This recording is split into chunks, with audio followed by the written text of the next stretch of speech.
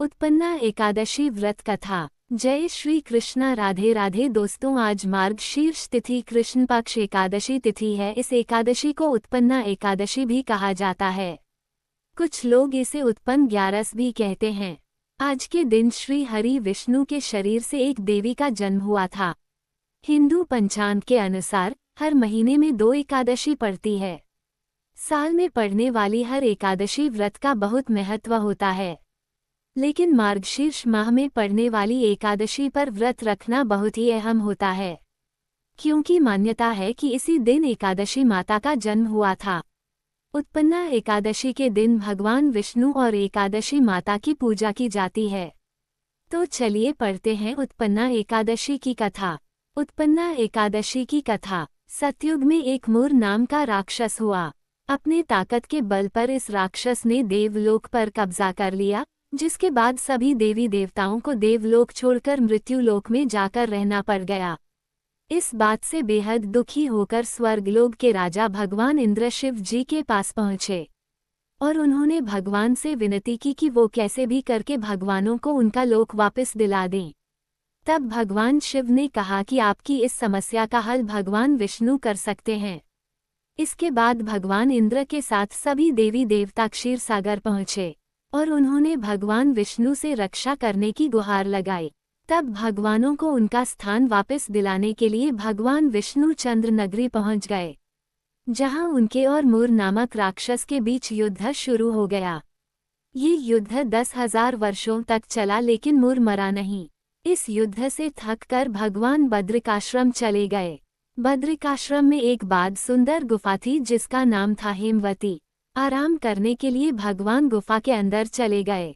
12 योजन लंबी इस गुफा का केवल एक ही दरवाजा था। अंदर जाकर भगवान गहरी निद्रा में सो गए। भगवान का पीछा करते हुए राक्षस भी वहां आ पहुंचा और उसने भगवान को मारने का प्रयत्न किया। तभी भगवान के अंदर से उज्ज्वल कांति में एक देवी का प्राकट्य हुआ। उस देवी ने राक्षस को युद्ध के लिए ललकारा, उससे युद्ध किया और उसे मौत के घाट उतार दिया। जब भगवान विष्णु अपनी गहरी नींद से उठे तब उन्होंने देवी को देखा और सारी बातें जानी। इसके बाद उन्होंने देवी से कहा कि हे देवी, एकादशी के दिन आपका जन्म हुआ है, इसलिए जगत में आपको एकादशी देवी के नाम से ही जाना और पूजा जाएगा। जो लोग मेरे भक्त हैं वो आपकी पूजा भी पूरे दिल से करेंगे। और तब से ही एकादशी देवी की व्रत पूजा का प्रचलन शुरू हो गया। उत्पन्ना एकादशी पूजन विधि। व्रत के दिन सुबह जल्दी उठकर स्नान करना चाहिए और फिर नए और साफ सुथरे कपड़े पहनने चाहिए। साथ ही इस दिन निर्जला व्रत रखा जाता है। इसके बाद घर के मंदिर में भगवान विष्णु की मूर्ति स्थापित करिए, और अगर आपके मंदिर में भगवान विष्णु की प्रतिमा पहले से ही हो तो उनके आगे हाथ जोड़कर पूजा की शुरुआत कीजिए। अब भगवान विष्णु की मूर्ति पर तुलसी दल, नैवेद्य और फल फूल अर्पित कीजिए। इसके बाद भगवान विष्णु की आरती कीजिए और उसके बाद घर में सभी को प्रसाद बांट दीजिए। उत्पन्ना एकादशी के दिन मां लक्ष्मी की भी पूजा की जाती है। कहते हैं कि अगर इस दिन घर में सुंदर कांड का आयोजन किया जाए तो इसे सभी फलों की प्राप्ति बड़े ही आसानी से हो जाती है। अगले दिन व्रत का पारण करें।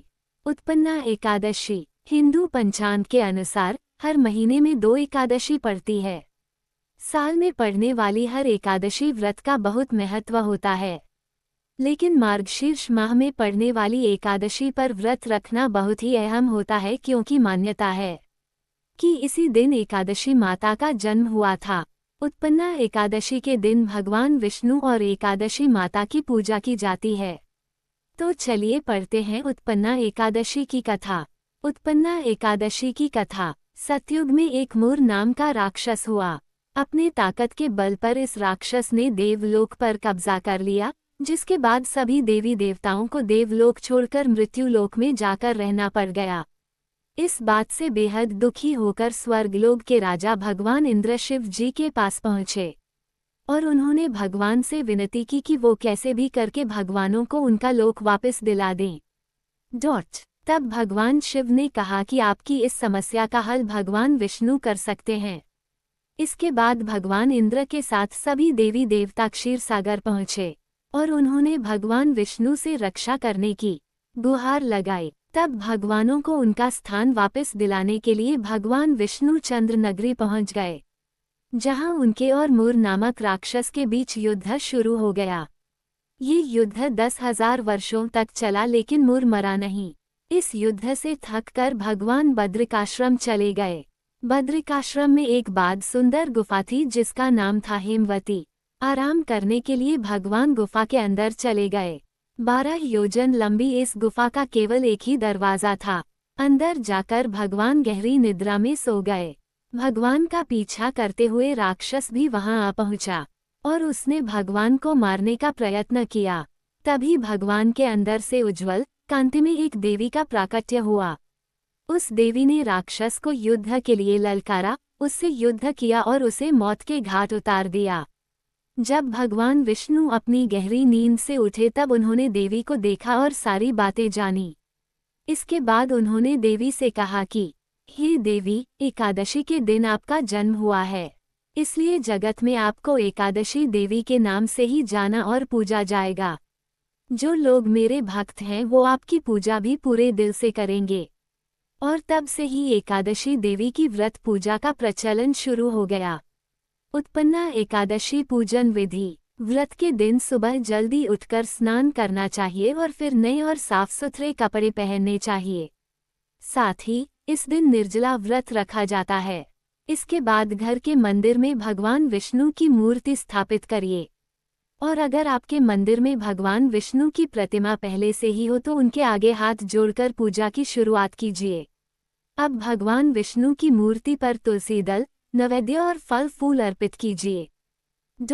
इसके बाद भगवान विष्णु की आरती कीजिए और उसके बाद घर में सभी को प्रसाद बांट दीजिए।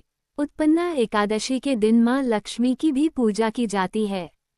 कहते हैं कि अगर इस दिन घर में सुंदर कांड का आयोजन किया जाए तो इसे सभी फलों की प्राप्ति बड़े ही आसानी से हो जाती है।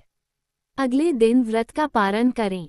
अगर आप लोगों को ये कहानी अच्छी लगी हो तो प्लीज़ कमेंट करें, लाइक करें, शेयर करें, सब्सक्राइब करें।